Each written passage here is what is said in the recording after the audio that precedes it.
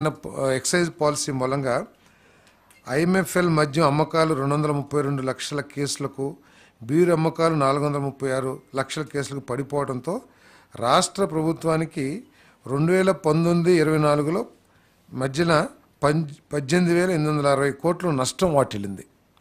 అంటే కేసెస్ తగ్గినాయి కాదు. ఇక్కడ ఏంటంటే ఇతర రాష్ట్రాల నుంచి మద్యం మన రాష్ట్రంలోకి రావటం మూలంగా, ఎందుకంటే సరైన బ్రాండ్లు కానివ్వండి లేదా అత్యధిక రేట్లకి ఒకప్పుడు 60 రూపాయలు 70 రూపాయలు ఉన్న చీప్ లిక్కర్ని ఈ 2019-24 మధ్యలో 120 నుంచి 200 రూపాయలకి అమ్మటం మూలంగా బయట నుంచి పక్కన మన బార్డర్ స్టేట్స్ ఏదైతే ఉన్నాయో తెలంగాణ కానివ్వండి లేదా కర్ణాటక కానివ్వండి తమిళనాడు కానివ్వండి అక్కడి నుంచి ఎక్కువగా నాన్ డ్యూటీ పెయిడ్ లిక్కర్ అవన్నీ రావటం మూలంగా మనకు దాదాపు 18,860 కోట్లు నష్టం వాటిల్లిందని చెప్పేసి మనం చేస్తాను.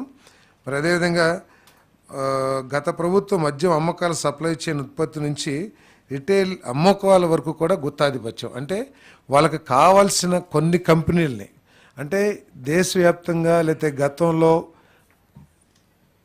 అమల్లో ఉన్న బ్రాండ్స్ అన్నిటినీ కూడా వాటికి ఏదో ఒక విధంగా నష్టం కలిగించి మార్కెట్ నుంచి మన రాష్ట్ర ప్రభుత్వం మార్కెట్ నుంచి బయటికి పంపించేసి వాళ్ళకి కావాల్సిన కొన్ని బ్రాండ్లు మాత్రమే మార్కెట్ చేసి స్వార్థంతో ప్రజలకి నష్టం చేయటమే కాకుండా రాష్ట్ర ప్రభుత్వానికి కూడా నష్టం చేశారని చెప్పేసి మనం చేస్తాను. నాణ్యత లేని మద్యం అమ్మకాలతో లక్షలాది మంది ప్రజల ఆరోగ్యం ప్రతికూల ప్రభావం చూపించింది. వీటన్నిటిని కరెక్ట్ చేస్తూ పేదవాడి లక్ష్యంగా చేసుకుని, అంటే వారి ఆరోగ్యం దెబ్బతినుకోకుండా పేదవాడి ఆర్థిక పరిస్థితులు దృష్టిలో పెట్టుకుని ఒక మంచి పాలసీ తీసుకురావాలని చెప్పేసి ప్రభుత్వం ఆలోచన చేస్తుంది. 1వ తారీఖు 1 అక్టోబర్ 2024 నుంచి కొత్త పాలసీ అమల్లోకి రాబోతుందని చెప్పేసి మనం చేస్తాం.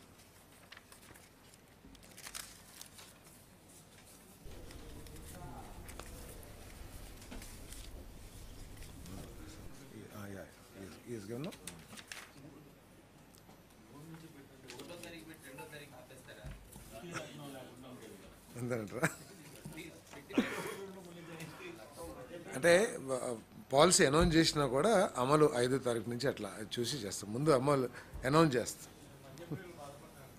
దేనికి?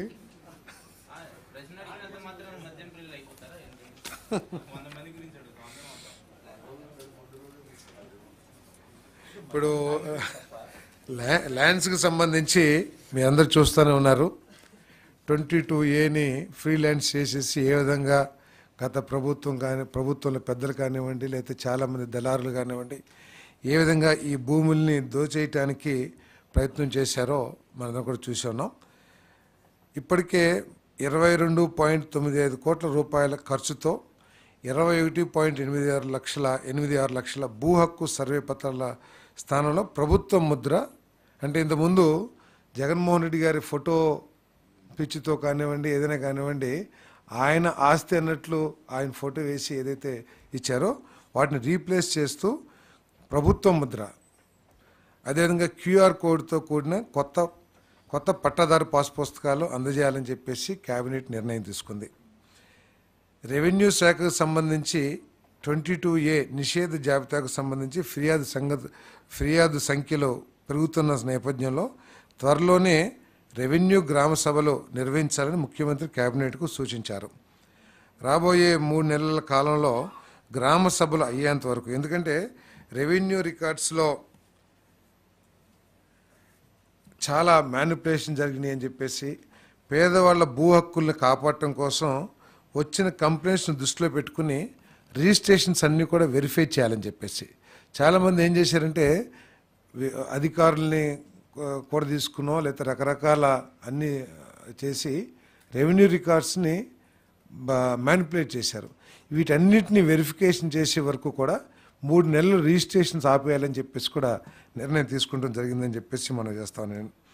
మరి అంతేకాకుండా ఈ మ్యానిపులేషన్స్ని ల్యాండ్ గ్రాబింగ్స్ని వీటన్నిటిని కూడా బయటపెట్టాలని మన రెవెన్యూకు సంబంధించిన ఉన్నతాధికారుల్ని జిల్లాలు పర్యటించి వీటికి పాల్పడిన వ్యక్తులు ఎంతటి స్థాయి వాళ్ళైనా సరే కఠినంగా శిక్షించాలని చెప్పేసి కూడా ముఖ్యమంత్రి గారు సూచన చేయడం జరిగింది. మరి జిల్లా మన రెవెన్యూ అధికారులందరూ కూడా జిల్లాలు పర్యటించి వీటన్నిటిని కూడా వెలికి తీస్తానికి తయారు చేస్తారని చెప్పేసి కూడా మనం చేస్తాను. అదేవిధంగా ఏదైతే రాళ్ళు కొన్ని వందల కోట్ల రూపాయలు ఖర్చు పెట్టి ప్రభుత్వ సొమ్ముని దుర్వినియోగం చేసి దాని మీద కూడా ఆయన ఫోటోలు వేసుకునే విధంగా ఏదైతే చేశారో దాన్ని పూర్తిగా ఆపాలని చెప్పేసి కూడా నిర్ణయం తీసుకోవడం జరిగిందని చెప్పేసి కూడా మనం చేస్తామండి. ఒక 3 నెలలు 22A సంబంధించి ఏదైతే ఉన్నాయో చాలా కంప్లైంట్స్ వస్తూ ఉన్నాయి. చాలామంది బెదిరించి తీసుకున్నారని, లేకపోతే రికార్డ్స్ని మ్యానిపులేట్ చేయటం కానివ్వండి. సో ఇప్పుడు దాకా 22Aలో ఉన్నాయి కాబట్టి చాలామంది దానికి సంబంధించిన పూర్తి సమాచారం పేదవాడి దగ్గర లేకపోవటం మూలంగా దాన్ని ఎక్స్ప్లాయిట్ చేసి ఏదైతే కంప్లైంట్స్ వచ్చినాయో ఆ కంప్లైంట్స్ని పూర్తిగా పరిశీలించి ఒక 3 monthsలో ఒక ఈ కరెక్షన్స్ అన్నీ చేసి అప్పుడు దాకా రిజిస్ట్రేషన్స్ ఆపమని చెప్పేసి నేను తీసుకున్నాను. మొత్తం 22Aలో ఏం జరిగింది, 22Aకి సంబంధించి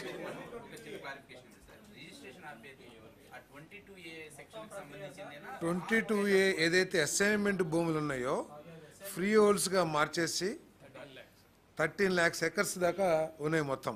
సో వాటన్నిటి మీద ఒక సమగ్ర రిపోర్ట్ తయారు చేసి, ఎందుకంటే దీంట్లో పేదల్ని బెదిరించి లాక్కున్నారు, లేకపోతే రెవెన్యూ రికార్డ్స్ని తారుమారు చేసి వాటిని చేజిక్కించుకున్నారు, భూ కబ్జాలు చేశారు, రకరకాల కంప్లైంట్స్. వీటన్నిటిని కూడా ఒక 3 monthsలో స్టడీ చేసి దాని మీద సమగ్రంగా ఎంక్వైరీ చేసి అప్పటి వరకు ఈ రిజిస్ట్రేషన్స్ ఆపడం జరుగుతుంది. ఏదండి ఏం చేసి ఉంటే సో వాటి మీద తప్పకుండా ఎంక్వైరీ చేస్తారు. ఎవరైనా వాళ్ళు వచ్చి ఓనర్స్ కంప్లైంట్ చేసి మమ్మల్ని బెదిరించి తీసుకున్నారు, దాని మీద కూడా చట్టపరంగా ఎటువంటి చర్యలు తీసుకోవాలో తీసుకుంటారు. 25,000 ఎకరాలు జరిగింది ఇప్పుడు దాకా రిజిస్ట్రేషన్ జరిగినాయి. సో ఫర్దర్గా కూడా ఇది జరగకోకుండా ఇవన్నీ కూడా ఎంక్వైరీ చేస్తాం.